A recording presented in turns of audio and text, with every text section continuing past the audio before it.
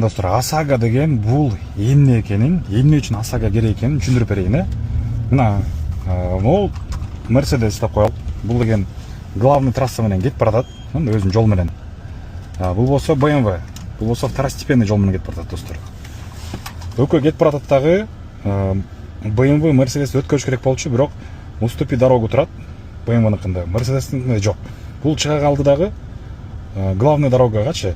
Мерседеске жол болду. Мерседес экөө сүзүштү. Көрүнөрү?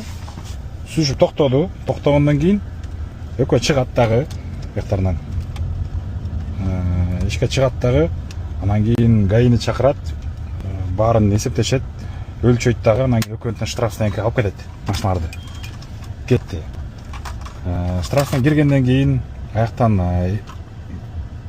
ким күнөөлүү эмес деп комиссия чечет. Эгер ошо макул болгондон кийин независимый эксперттер ущербти эсептеп берет. Мисалы үчүн BMW чыга калып, Мерседестин капоту жабыркады, бузулду.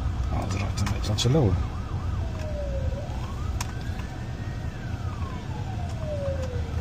Айтор мунун ущербин эсептейт дагы. Ошо кааласаңыздар өзүңүздөрдүн эксперттерди чакырсаңыздар болот. Болбосо гос экспертиза бар. Бир 50 000 сом же 100 000 сом мисалы үчүн бунуку расход болду да, ущерб. Ошону бул BMW төлөп бериш керек. Эми BMW-да страховка бар болчу, мында страховка бар.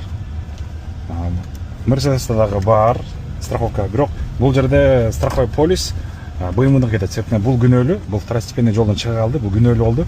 Мунун компаниясы бул Mercedes'тин ээсине акчасын төлөп берет. Ошол канча ущерб болсо.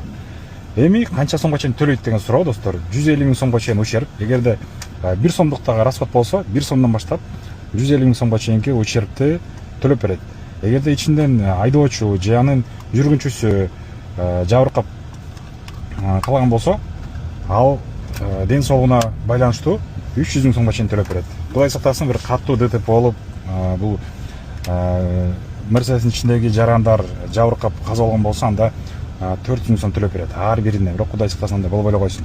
Ошол үчүн ОСАГО керек. Бул биринчи түрү, бул жеңил түрү. 1600 сомдон жогору кетет. Айдоочулук стажына жараша, машинанын техосмотру барбы, жокпу, жылына канча киши айдайлат, ошого жараша.